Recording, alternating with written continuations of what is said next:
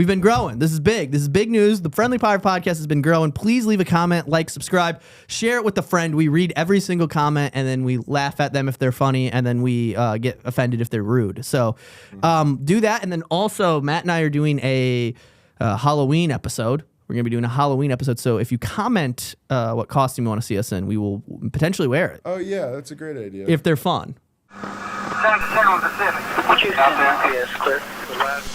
Friendly fire!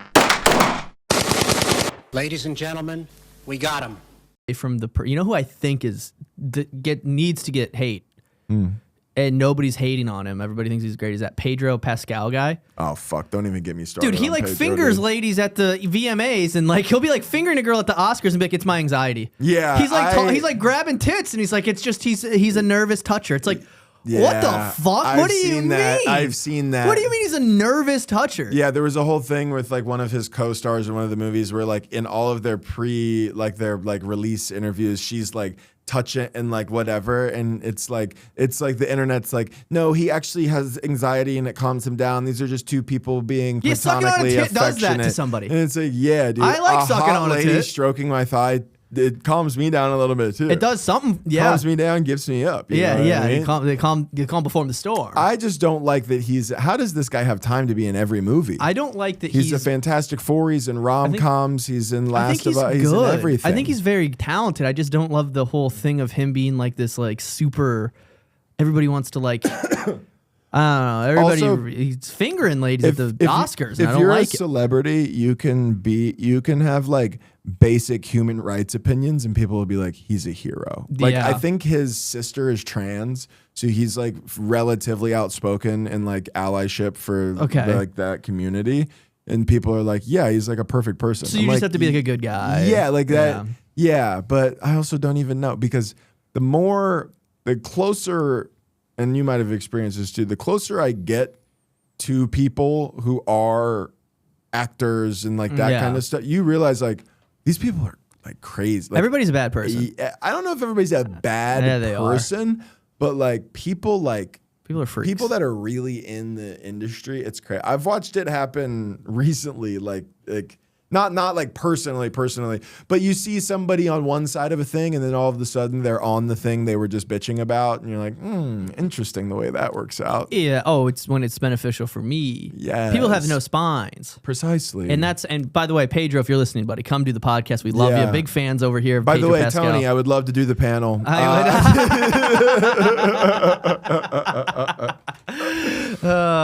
spent the weekend in New York and I hate it here now. Yeah. But then I come back and the sun's out and I'm like, fuck, dude, Austin rocks. Yeah, I've been thinking about the Austin, the scene in Austin as well. Well, it's funny because and so is Dillon, and so is Lucas, and so is everybody I've talked to. I was talking to a couple people while I was in New York, and they're like, "Oh, are you thinking about moving here?" And I was like, "Yeah, I'm thinking about it."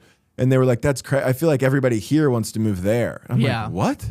It's just, I think none of us are happy anywhere. Nobody's happy no matter what. It's the thing where it's like it's to give a milk or you give a mouse a cookie thing. Yeah. And it's like you give a comic a stage. Yeah. He's gonna want to hey, what? I've never heard give a mouse a let cookie. him cook.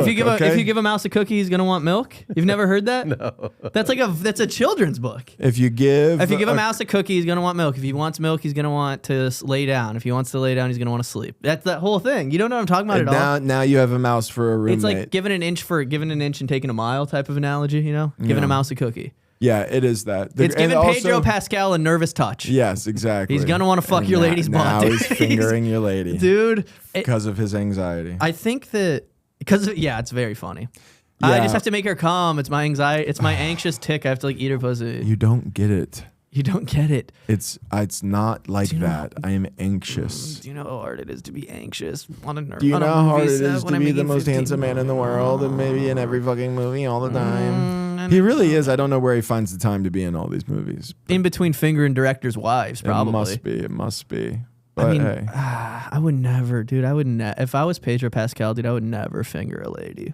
Yeah, dude. Yeah, totally. Could never be me, dude. Totally. I want to be, dude. I want to be a serious actor, dude. I want to be a fucking. Do you actually? Yeah, I would love to. I want to audition. I want to figure out how to audition for things. Once every 2 months, I go. Yeah, it could be great. And then I go acting as gay. I submitted some tapes for some things, and boy, oh boy, is it the most humbling. Dude, bro, do you ever watch? Have you? You obviously helped me have. do that self-tape that time. That shit was so. I've done like maybe like 4 or 5 self tapes in the past 2 months, just from things I see online, and like go like, oh, I could do that. I could audition for that. It is. I mean, you think Pedro Pascal is annoying and like whatever and anxious, and I don't know what I was trying to get with the Pedro Pascal thing, but just in general, it is the most humbling thing to rewatch a thing where you're trying to act a certain way. You go, this sucks. I'm gay. Acting is really hard. You know what's crazy? It's hard, but it's worse when it's on like an iPhone. Because when you're like filming not with like a real thing, it just makes it even look bad. It's like pixelated, so you're like kind of being like, why would you say that about my father? And then like it's like you're rewatching, it's kind of glitching, and you're like, this is crazy. I was just screaming in my apartment. Just to nobody too. Yeah. I auditioned for Kevin Hart's thing. Kevin Hart had like a thing that was online for like that comic competition. Did you see that at all? Oh, I completed that, and then there was a part where you had to send in a tape of like a minute explaining why you think you would be good for it. And then I was boarding a plane when I did it, and I never filled it out. I did that. And that was the last one I've done. Really? I've done where it was like, why do you think? And I was like, I'm a natural born competitor. I need to. Yeah, I just gave them what they want to hear. I'm a warrior. I'm a lion. I'm a warrior. Inside of me are 2 wolves. Yes. Both of them are getting fingered by Pedro Pascal. Yeah. So yeah, I also didn't do that. Dude, what else has been going on though? Oh, dude, you were in New York. This weekend in New York, this was funny. I got on the subway and there were these 2 girls sitting across from me, like younger, maybe 25, whatever. And they were both sharing like a bottle of apple juice, and I could smell the liquor from across the car. Like I knew they were drinking. It was also late. Like they were obviously like heading to the city to go out. And they were like being like, and I've done this in front of people too. When people can hear and see you, and you're like putting on a show. When you're laughing harder than you've ever laughed because there's like a girl around. You know what I mean? Or like you're just kind of trying to show off because people are seeing you in public. For sure. They were doing that, and they caught my attention a couple times where I was like laughing at things they were laughing at because I didn't have my headphones were dead, so I was just sitting there. And you don't have service in this. I'm just sitting there taking this in. But we didn't talk. I didn't talk to him. I got off the train. I left. The next morning, I'm getting coffee, and I'm walking back to where I was staying. And somebody was walking towards me, big hoodie, like obviously had like a man's like plaid pajama pants on and like a big like tote bag under her arm. And she was walking towards me, and it was one of those girls. And she saw me and she went, oh my God. And she took her headphones off because I was like, holy shit. And then I was like, did you have a good night? And she literally just went, and just walked off. It was like, wow. And I immediately told as many people as I could that story. And I only imagine she did the exact same. Like she immediately texted her friend and was like, remember that guy from the subway who was sitting across from us yesterday? He just watched me do the walk of shame. Like it was so crazy. It's also crazy because it's like such a big city. That's like the start of a rom-com. Yeah. Where you run into her, and then you're gonna come back to work, or you're gonna go back in a couple months, and you're gonna run back into her, and you're gonna go, oh. Remember that time I watched you walk home full of condiments? She was like, well, Pedro was feeling really nervous that night. Yeah. Oh, it was so fun. It was so fucking funny. Yeah, I haven't nothing. Ariel was out of town. She went to Florida, and then I was just at the house for myself. And nothing is. I'm not good at being on my own. I've like realized every time that she leaves, I'm like, what do I do? What did you do? Made beef and rice and watched fucking football. I watched. It was kind of sick. Yeah, that's what I yeah. It's lonely though, dude. I love being alone. I love. I hate around, it. I can't do it, dude. I love it. I get in my head. I think it's probably an issue that I should work on. I can't be on my own. Like I just can't. It's like not fun for me. Like I just am like. I get really in my head about things that I shouldn't get in my head about. I don't know how to explain it. Like I'll just have anxiety about the thought of having anxiety. Because I can't occupy my brain with anything else. Anxiety squared. Yeah, A squared, dude. And then I'm just like now I'm like fingering the dog. So what? Pedro and Pascal. This is the fingering episode. Sorry, I don't know. I'm just So I'm interested in the thought process of like you getting anxious about being anxious. The possibility of you getting anxious. Like, do you just feel like you should be doing something? Yeah, that's what it is. It's I always feel like I go like that's what I think people don't think about in if you're working in a creative space. The nice thing is if you find yourself in a position where you don't have to work a real quote unquote real job. There's the nice side of that is that you can be your own boss and whatever. But then the downside is that you're never relaxed. I'm always feeling like I'm not doing enough. I'm always like, okay, I just did nothing for 8 hours. In that time, I could have made a clip. I could have, I could have wrote a joke. I could have went and done stage time. Sure. I could have made a sketch. I could have edited something. I could have, I could have messaged somebody to see if they wanted to do the podcast next week.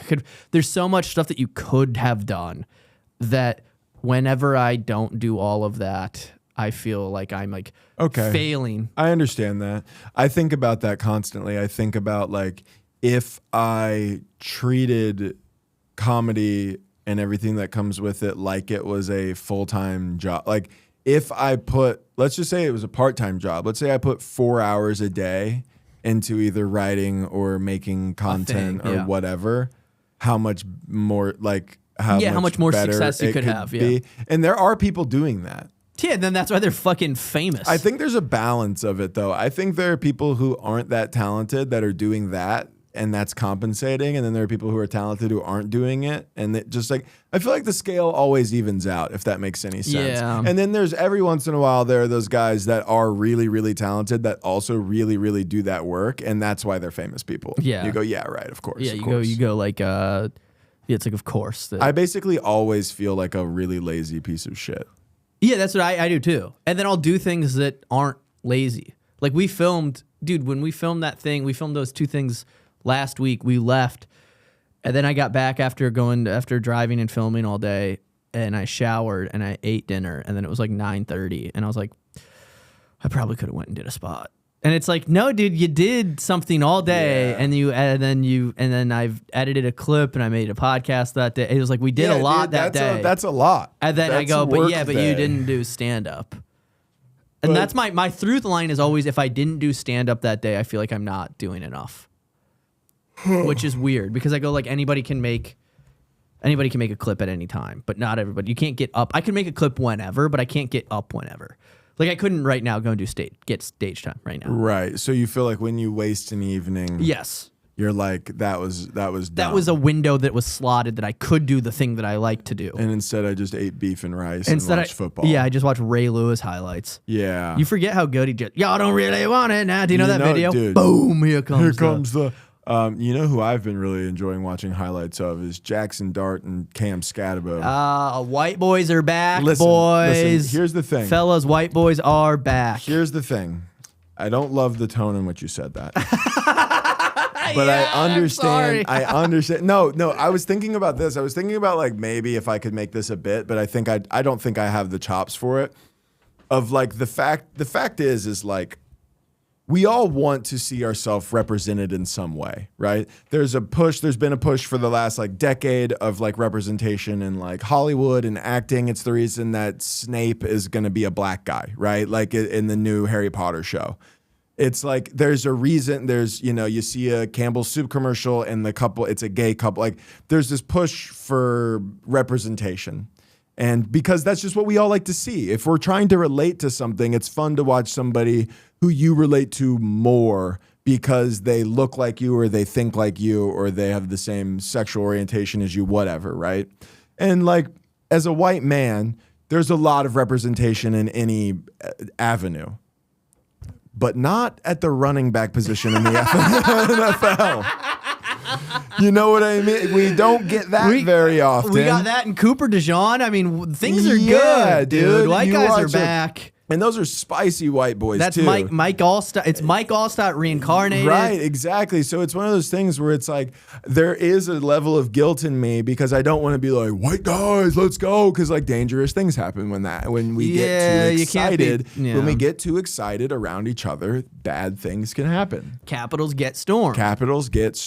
And that's not good. And that's not great. It's not great. But I can't help, like, when I first got Madden 06 and I did the create a player, I made him a running back, but I made him a white guy. Oh. Now, I gave him him the stats of a black guy. Yes. He was fast. He was versatile. His he awareness was 1 out of 90. I would never say that. I think his awareness was very high. I'm just kidding. I'm kidding. No, I'm joking. I'm fucking with you. I just like to make you feel guilty about saying stuff like that. Have you ever seen? Have you looked at stats? By the way, it is like really bad what they'll do. Yeah. Like, dude, like if you're not like, I remember looking at like because if you just like if you go to like a white quarterback on Madden and you look at their attributes, it'll be like if they've been in the league longer than like 6 years, their awareness level is always like 98. No matter what. Mm-hmm. And it's like, but then their talent, like their throwing ability, whatever. But then it's like a running back who's been in the league for like 3 years.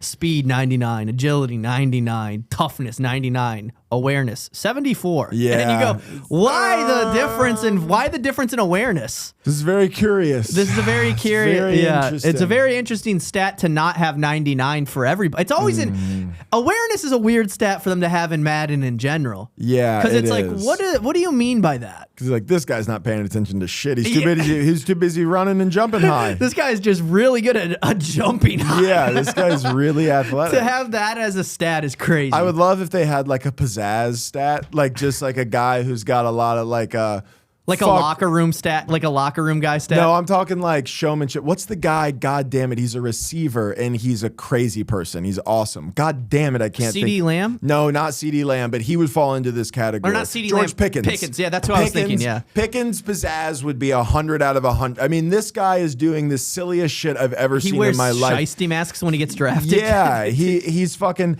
He'll like catch a ball and be running down the field and for no reason just like palm it out to the side so that he can like punch somebody in the face. Like it's the cool. He'll just jump up in the air randomly and like knee people in the head. He's just out there fucking around. Yeah, and that's the level. It's like maybe if I was creating a stat, awareness isn't where I would amp him up. But his level of athleticism is so good that he can just fuck around a little bit. There should be a fuck around meter. That's what it is. Pizzazz is too white of a word. Rhythm. His rhythm level. Rhythm 99. Peyton Manning, rhythm 3. 4. Yeah, exactly. Peyton Manning will stumble if you take him out of the pocket. They should just have white celebrations or nothing but spike the ball. Yeah. So everything is the Gronk spike. Yeah, everything the other ones are like dances. Yeah, everything else is like he's hitting like the fucking. I am really enjoying. There's a lot of really silly celebrations going on. I'm a big fan of anybody doing a standing backflip is always fun to me. I mean, like, that's the craziest thing in the world is watching some guy who's been playing a football game for 2 hours, and then he catches a ball full speed, runs 60 yards, gets to the end zone after dodging people who are trying to take him down, and then he does a full standing backflip. That's a level of athleticism that I don't know anybody in my entire bloodline has ever experienced. Depends on what side. Yeah. Flips from the earth might have. Flips of the earth. Yeah, I mean, there might be some bloodline back in the day, my native side. The native side probably can do that. People doing backflips off of horses and shit. Apocalypto. Have you ever seen that movie? No. It's so funny for you to just be like, Apocalypto. Those dudes natives. are those aren't Native Americans. No, they're natives to like Central America, South America. Those dudes are fucking jacked in that though. I've never seen that. Is that the one? That's the old one, right? It's so good. Mel Gibson, yeah. Mel Gibson directed it. You should really watch Apocalypto. Dude, you know what I've been doing? I've been watching spooky stuff for spooky season. Were you watching spooky stuff where you were alone this weekend? Yeah, I was watching a lot of spooky stuff. Did you get spooked? I got spooked a lot, dude. Uh-huh. No, dude, I've been watching a lot of spooky stuff by myself. With the lady out of town, I was watching spooky stuff. I was getting very spooked out. Now, would you like? Do you have, when you get scared, like, do you have trouble sleeping or like walking around your apartment? I have trouble. So now my new apartment, so there's the way that my layout is, there's my bedroom that opens to the bathroom. Mm-hmm. But on the other end of the bathroom, there's a closet. So there's a door that leads to the bathroom, and then that bathroom has another door that leads to a closet. Okay. And I didn't shut that closet door after watching spooky stuff. Oh, no. And then I kept looking over at the I kept looking over to the spooky closet that was open through the hallway of the bathroom. And then Ariel has a mirror set up against another, like, Ariel has a mirror that faces another mirror. Yeah. Which is, like, not good, according to white women. It's not good. It enters, it, like, creates a portal.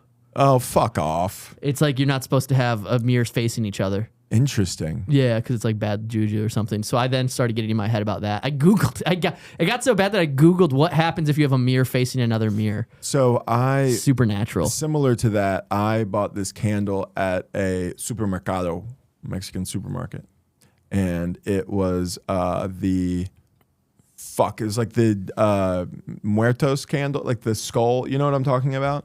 So this saint or whatever, I don't think it's actually a saint, but it's like the protector of, like, the cartels pray to this. It's like the protector of, like, criminals, basically. And there is a bunch of different lore about it. And Josh, Kabaza can hop in whenever he wants, but there's a lot of different lore about it. I just like the way that it looked. And when I initially looked it up, it was like, this is like people pray to it as like a protector of sorts. And I was like, cool, this looks good. I was decorating my apartment, so I threw it in the basket. And then somebody came over and was like, do you know what that candle is? And I was like, yeah, I explained it terribly the way I just did. And they were like, I wouldn't light that candle or burn any. That's like that's a very dangerous energy to be messing with. And I was like, what? And I was scared. I was like laying in bed that night thinking about that candle, and I couldn't fall asleep. And then, so like a week later, everything had been fine. Nothing had happened. And my friend Kenny, met, she was staying there, and I got back and my power had gone out, and she had lit that candle to give herself light. And I was so fucking scared. And I was just like, oh no, you lit that candle? And she was like, yeah, why wouldn't I light that candle? And I explained it to her, and she was like, that's so silly. And then I didn't sleep well for like a week. I thought she had opened us up to like a negative demonic injury. You step outside injury. and your car has spinners on it. You go, what did you do? Oh my God. Why does my car have hydraulics? Yeah, but so I get easily spooked about stuff like that. Dude, as well. I learned this. I learned the spooky stuff. Do you know, like, the Ed and Lorena? The Conjuring and the Annabelle doll and all that the Warrens. Yes. Did you know their whole thing is like bullshit? Have you heard this already? I mean, that doesn't shock me. So they were doing, according to, again, 3 videos that I watched on YouTube. Mm-hmm. So like the Amityville Horror House, right? It's like very notorious. Like, he had bipolar disorder, schizophrenia, murdered his entire family. And then they blame the house. Then they blame the house. There were ghosts in the house. So Ed and Lorena Warren, the people who were like, they're very famous demonologists, what they call themselves. Yeah. The people who investigate like the spooky noises. So they went in with like NBC to document them doing an exorcism of the house. And then there's that very famous photo. Will you pull this photo up? The famous photo of the Amityville Horror staircase photo where they capture a little boy turning around a corner with his eyes glowing. Have you ever seen this? This is like there's like a very, very famous Amityville Horror. Yeah. So this image right here, have you ever seen this? No, but I don't like it. So this, right? They were like for years. This image specifically was the thing that people were like, this is the first time with the new media, because this is in the 70s, so they just started being able to like do like flash photography remotely without having it be like the big fucking and then they have cameras and everything. So they think that this was like, they were for years going, this is the first documented case. This is the first piece of media where we for sure captured an entity supernatural on camera. Turns out that's just the camera guy from NBC turning the corner when a guy took his photos and he had glasses on.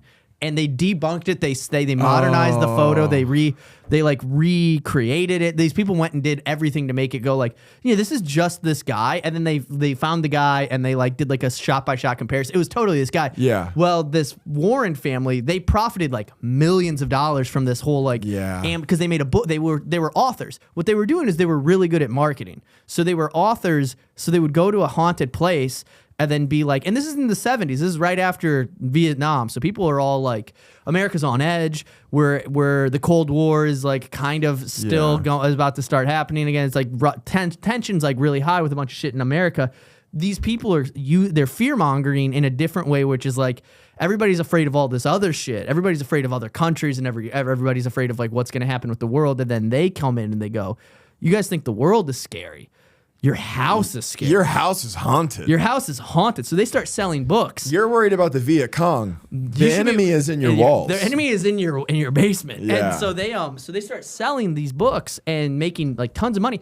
Then it gets to the point where they reach out to the guy who murdered his family, the guy who's like the Amityville guy. Yeah. And they were like trying to get the family, because I think he might have killed himself, maybe. I don't remember. But I know that they were trying to get some of the family members to sign off on like a book deal and like give testimony for the books in exchange for like an absorbent amount of money. So they were essentially trying to go, hey, just shut up and say this happened and you'll get fucking $250,000. So then this happens, right? So this is like the first time of this being documented. And none of this comes out until like 2013. Somebody like the deep dive in them. So after the Amityville case, that's what really got them on the map. They start making tons of money from these books that they're selling. They do tours through the cities. They're like going on tour and being like, they're like doing medium tours. Like it's like crowd work, but for like ghosts. Yeah. They'd be like, who here has a family member that died? You in the back, you say a bitch, stand up. Yeah. You know, like they were I don't know why he was black in that, but it was. How long have you guys been together? Yeah. I'm sensing that somebody is fucking in the audience tonight. Yes. Which one of y'all fucking, how long y'all been fucking? Yeah. And so anyways, so all of that happens, right? Then this guy comes with them to a, so this is like 5 years after the Amityville thing. They're doing an investigation. A guy who came to one of their conferences that paid like $1,000 for the meet and greet comes with them to do like an exorcism from a house. This kid is possessed, whatever. They're doing an exorcism. And this guy, I think his name is Ben Johnson. He is like, hey, tell like the demon, leave the kid alone, come to my body, use me as your vessel, don't use this child.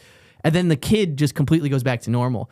And then everybody thought that like something was gonna happen with this guy. Nothing happens. Everything is fine, whatever. 5 years later, this guy has a bipolar episode and murders his wife.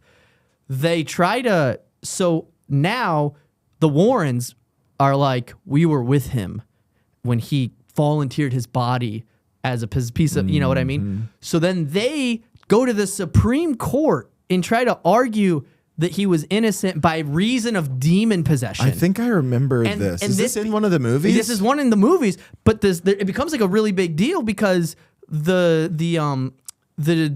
judge initially is like, you're out of your fucking mind. What are you talking about? No, you can't just do that. There's no way to prove that. But then their defense attorney was like, well, then if you're saying this is all made up, then why are we swearing on a Bible? So it's either we're swearing on a Bible and we believe in all of this stuff, and so touche.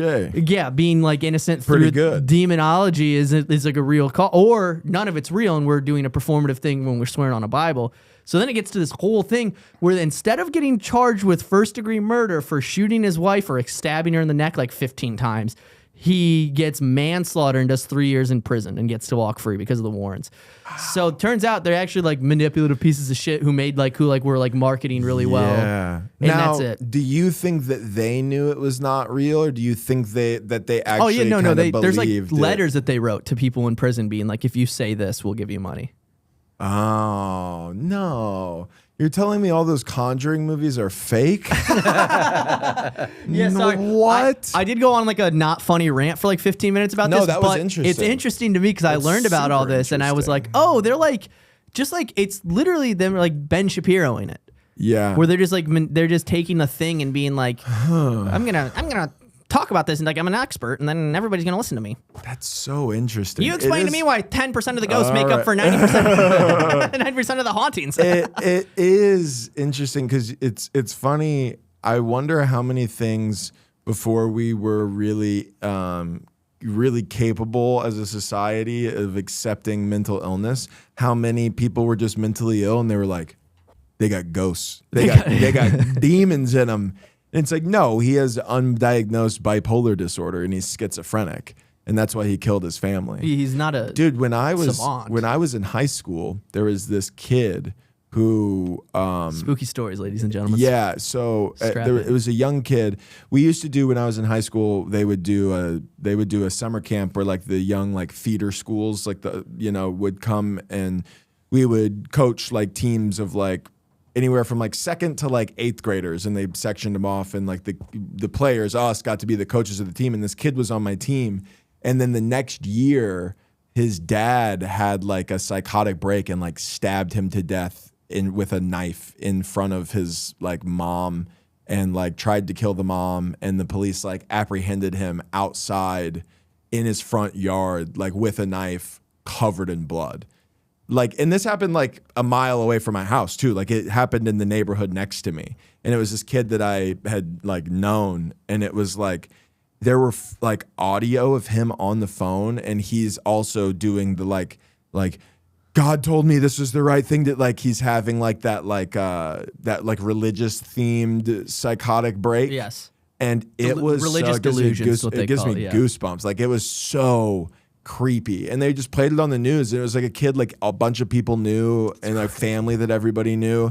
And they were like, he was such a normal guy, and he just like something snapped. And those are the ones where you go, when I don't have any of the history of this guy, like for all I know, this guy could have been on antipsychotics for 20 years and then stopped taking them for 4 months. And for 4 months, and then it just, but you don't know. To us, he was just like a normal family. His kid was in a private school. Like it was like they lived in Nichols Hills, which was like a nice neighborhood. You're like, his jump shot sucked. Yeah, I mean, the kid was shit at basketball, but he was in 3rd grade. He was learning. It's fine. That's and so sad, dude. It was crazy. Yeah, fucking disgusting. It was really, really sad. That's and very... then the dad just goes to jail forever. It's nuts. Well, dude. I mean, anything. When people have like psychotic breaks like that, dude, it's so fucking. It's just crazy to think. What's uncomfortable to think about is that it's like, what's the difference between that guy and then like the people that we walk by that are like homeless?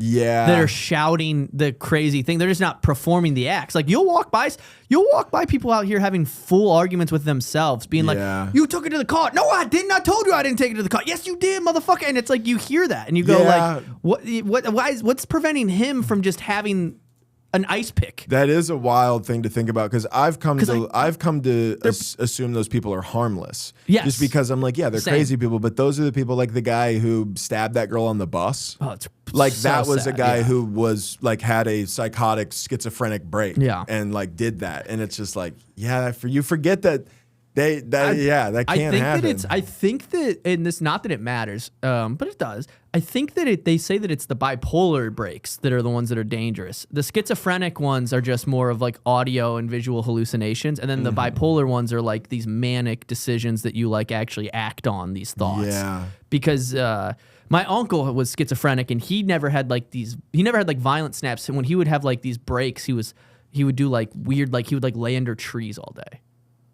And like listen to them, or like I think he would just. Wasn't he the one who said like the painting were sad? The paintings were sad, yeah, like because you guys didn't hang them where they wanted to be. Yes, yeah, and it's like do you ever wonder if this is real right now? Yes, every day. Do you ever wonder like if those people seem crazy, but they're actually tapped into like the dimensions that we can't? I don't like thinking about it. I can see the look of discomfort on your face just bringing it up. Can I say this? And this is all of my dad's, and this is secondhand information from my dad, so this could be completely untrue. Okay. I want to say that up front. Fair.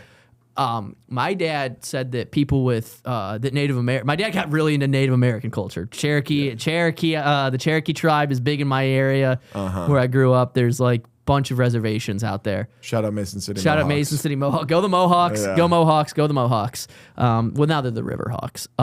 For obvious. Maybe I should stop wearing this. But my dad told me that Native American tribes used to think that children who had like special needs, like Down syndrome, were like actually like like they would view them as like the fortune tellers because they were like they connect to something that they're we not can't. inhibited by like worldly things. Like they're just pure. Stoked about grilled cheese. Yeah. They're just But no, there is like a thing where it's like they. I don't know if that's true, but that's just what my dad. No, I've heard that before. That and my does dad make also sense. used to get really drunk and thank. I mean, I've talked about this before. My dad used to kill deer. Have I told you this? My dad was like a big deer hunter, and he would he would get a deer. And then he would thank the gods in our backyard. I mean, at 3 a.m. in negative 20 degrees, he'd put blood all over. He'd put the deer's blood on him and be like, Magowitch. Just off of like a dozen Milwaukee's best. Dude, just like, I mean, he's killing blackberry brandy. Yeah. And then going, you know what I need to go do is chant in the backyard. Yeah, that's a funny thing for like an Irish guy to like just get into of like, you know what? We are on stolen land. So I am going to thank the gods for this deer that I hunt. It's also funny because it's like he shot it with an AK-47. Yeah, I hunted this deer with a rifle. And like all like camouflage. Well, I mean, I've said this before, but you know, my dad very famously won $2,000 on a lottery ticket, and then bought 2 AK-47s. Yes. To go hunting with, and it's like, what are you planning? Are on you even hunting? allowed to hunt with an AK-47? Aren't the there's Taliban? I guess. I mean, I don't know. It's I feel like there's you gotta can. be regulation. It's like you can do it as a single shot rifle. Right. So it's like so funny. You can't load the chopper up on the buck. Yeah.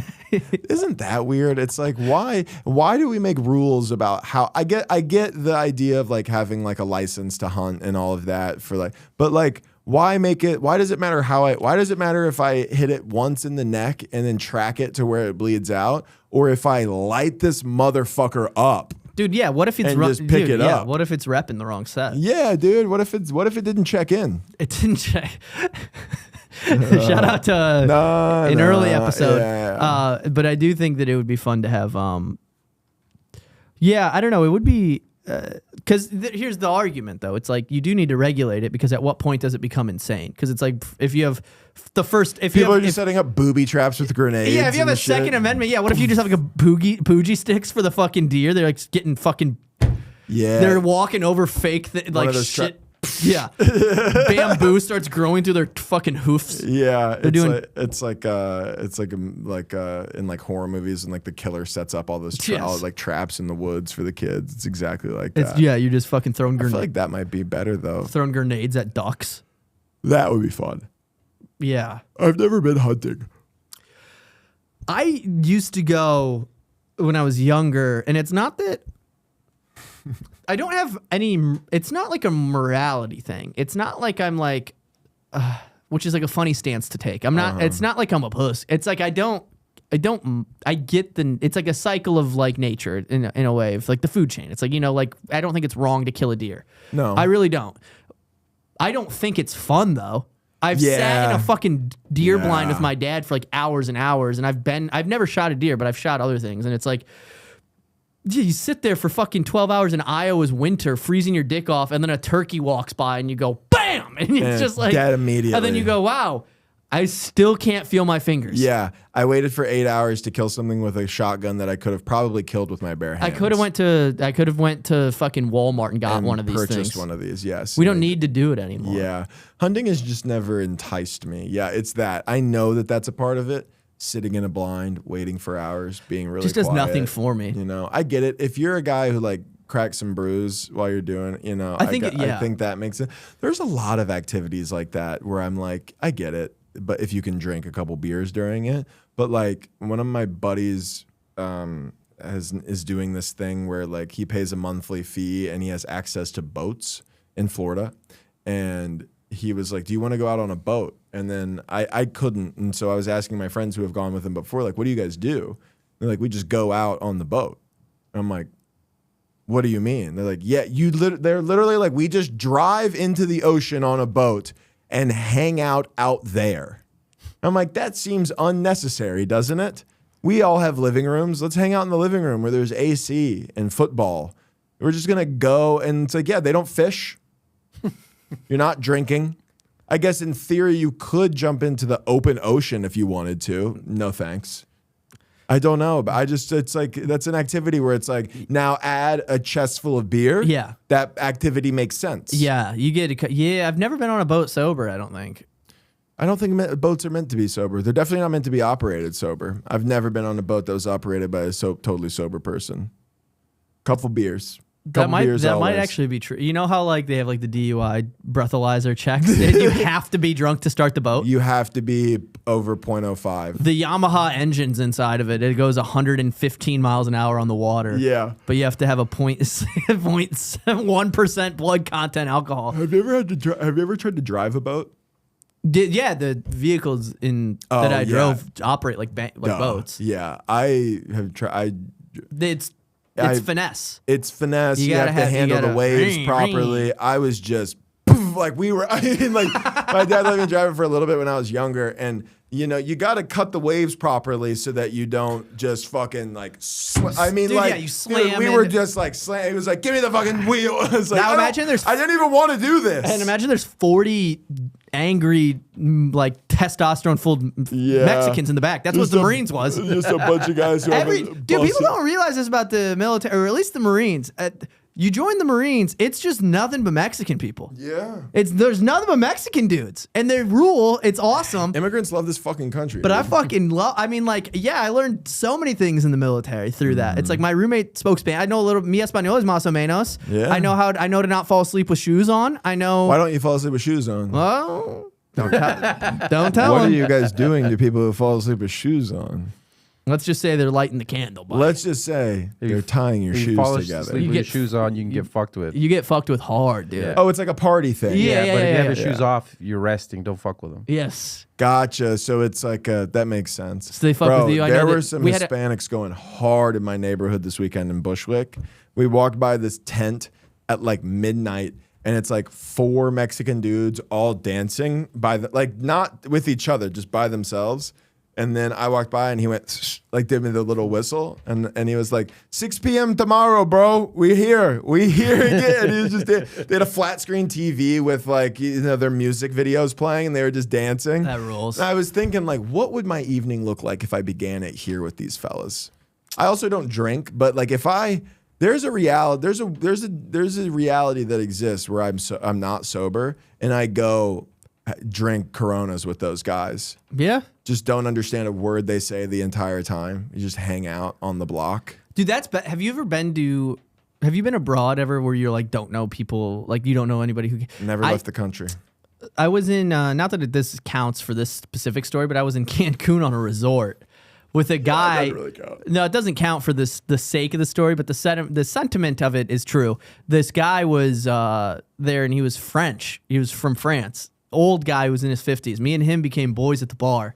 Didn't know a single word of each other's languages, and we hung out probably 3 times. What did you guys do? Just get fucked up. Yeah, but you can't talk. Yeah, we just got fucked up. That's so crazy. We were like watching sport. We were watching soccer, and like he was super into it, and I was like, "Duh!" And I was in Cancun, just cheering when he's cheering. Yeah, I was in Cancun. We had dinner together at this resort. We had How dinner. do you Me have and dinner my with lady. somebody you don't even speak his language? We were showing each other Facebook photos, but like just pointing. Yeah. I was like with the girl. I was like, me, her, this. That's and he'd be like, awesome. That really is the binder. He was rich. He was like a rich dude. Yeah, it's just like if we can get fucked up together, you can should really put aside a lot of differences. Well, this is. Have you ever seen? Have you heard those stories about like in World War I when they would like take the day off for Christmas and all the teams would meet each side met up in the middle to play soccer against each other? Oh, have you ever heard of that? Yeah, which is a crazy thought to think in war. Like the day before you were trying to kill each other. Today it's Christmas. You're playing soccer. Tomorrow you're going to kill some of those people who you played in soccer. Yeah. Crazy. Yeah.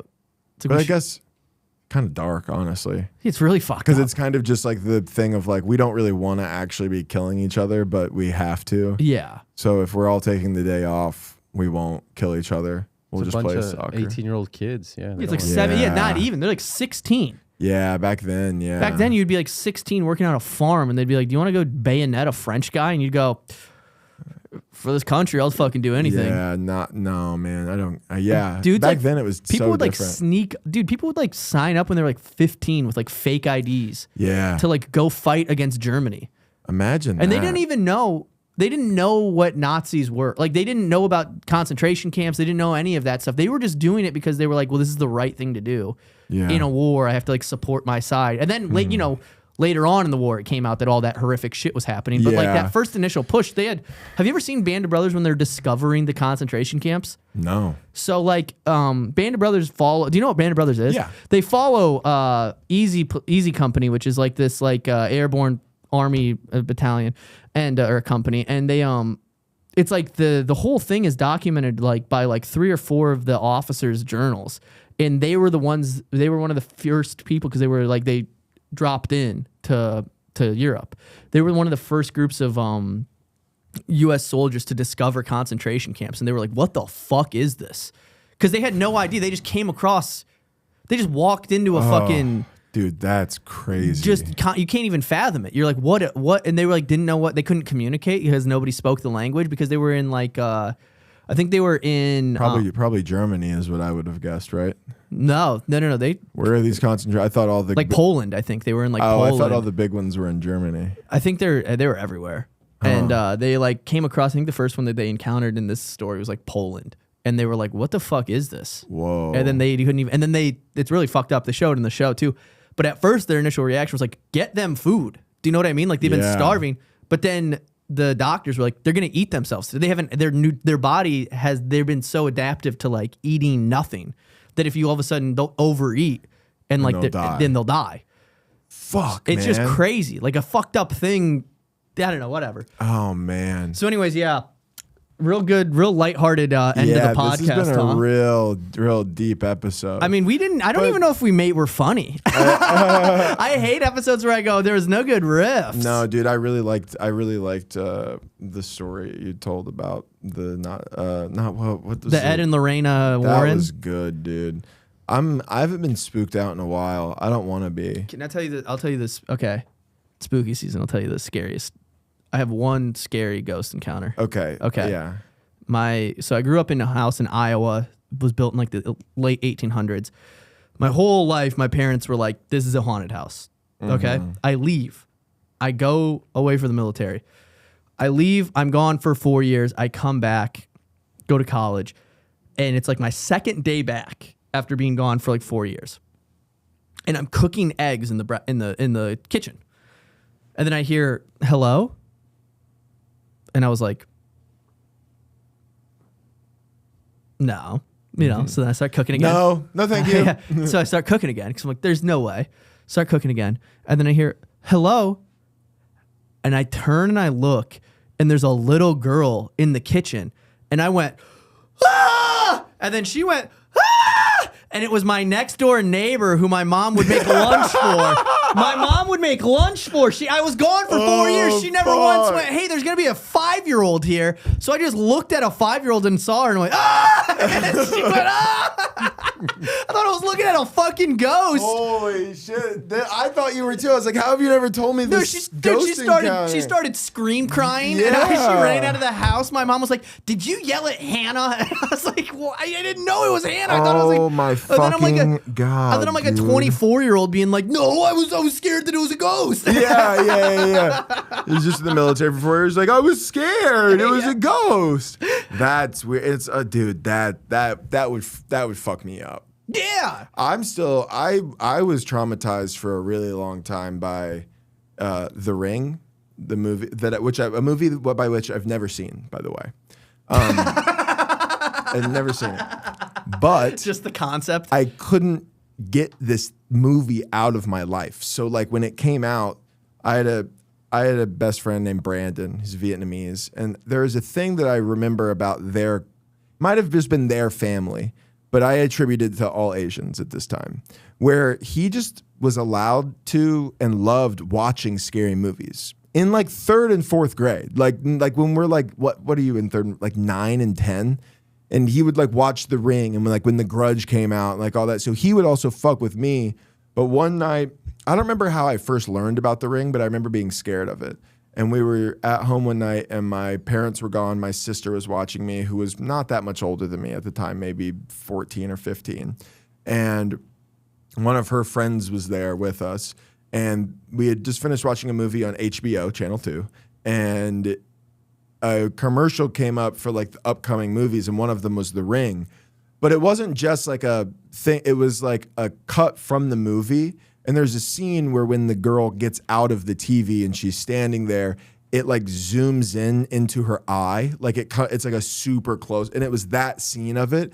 And then like 5 seconds later, my side door slammed shut. And they freaked. We screamed and like ran upstairs and locked ourselves and then we were like looking under the door, like waiting to see if we saw footsteps. Like we were like, we had a baseball bat. Like we were so fucking scared.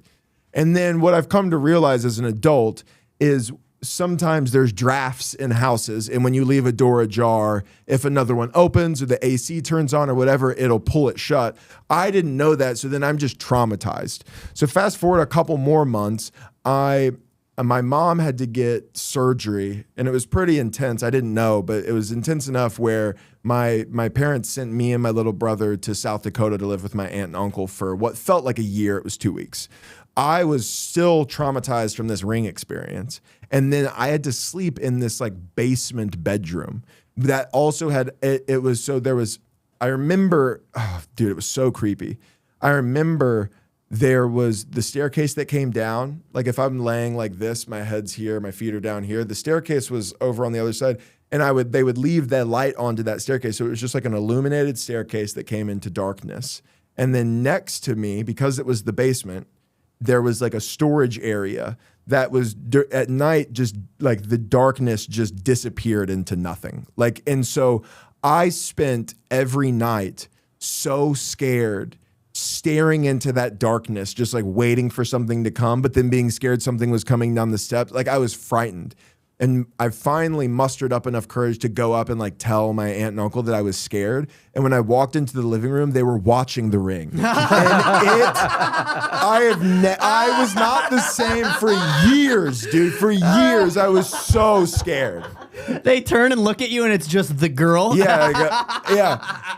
And then they weren't like, I miss my mom who would have gladly stroked my hair until I fell asleep. They were just like, Matt, nothing's down there, blah, blah, blah. Matt, go back to the dark room. Yeah, go back to your dungeon, Matt. I just had to go down there. That's so funny. So scary. That's dude. so funny for them to be watching The Ring. Yeah. And then as soon as I got over that, The Grudge came out, which had another creepy fucking ghostly girl with long hair. And you know what movie? You know what freaked me out? Oh, yeah, she's just coming, kind of. Yeah. I've never seen a girl come. Yeah. You guys know when you make a lady come, she's like, what movie fucked me up? I remember we had a banister. My upstairs had like a banister. You've been to my house, so you know the stairs. There's a banister on the side that you can look through, two sets of banisters, and you can see where the TV used to be. My parents used to do that. My dad one night was watching The Exorcist. I got sent to bed, and I watched through the banister. And I just remember the scene where she looks at the priest and she's like, "Your mother sucks cock in hell." Yeah. And then I was like, "Oh my god!" Like went back to the bed. Yeah. That, and then when that was a big one that spooked me, was seeing The Exorcist through the banister. Then the other thing that spooked me really bad was I remember thinking, do you remember June 6th, 2006 when it was 666? Oh, no, I guess I was too young to even really realize that. I was on RuneScape at the time, and which is also the day that Durial Durial 321 got access to PvP all across the world. So one sec. This is one sec. So listen, Durial 321. Okay, 1 second. Let me tell this story quick. What is that? Okay, listen. So it's January. So sorry. It's June 6th, 2006. 666. On RuneScape, Duriel 321 is his name. Okay. He is able to attack players anywhere, anytime. Which is not normal. Okay. There was a glitch in the game that happened on 666.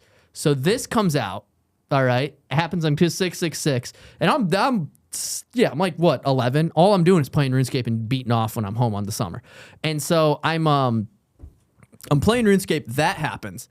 And then they like shut down the servers. They're like, they tried to like fix everything because this guy's like killing everybody. So they were going, we can't have this. This is like a big problem. So they shut down the servers. Then right after that, I watch a video on YouTube that's recommended that's called "Is Barack Obama the Antichrist?" Yep. And he's campaigning to go for the 2008 election. And then I was like, holy fuck.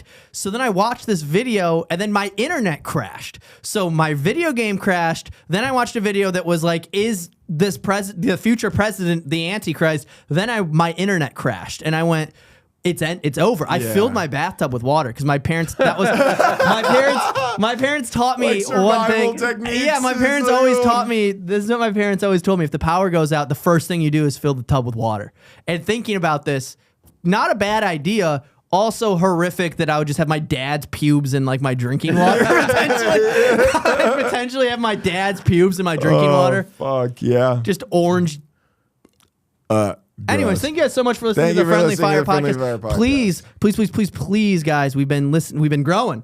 We've been growing. This is big. This is big news. The Friendly Fire Podcast has been growing. Please leave a comment, like, subscribe, share it with a friend. We read every single comment, and then we laugh at them if they're funny, and then we get offended if they're rude. So do that. And then also, Matt and I are doing a Halloween episode. We're going to be doing a Halloween episode. So if you comment what costume you want to see us in, we will potentially wear it. Oh, yeah. That's a great idea. If they're fun.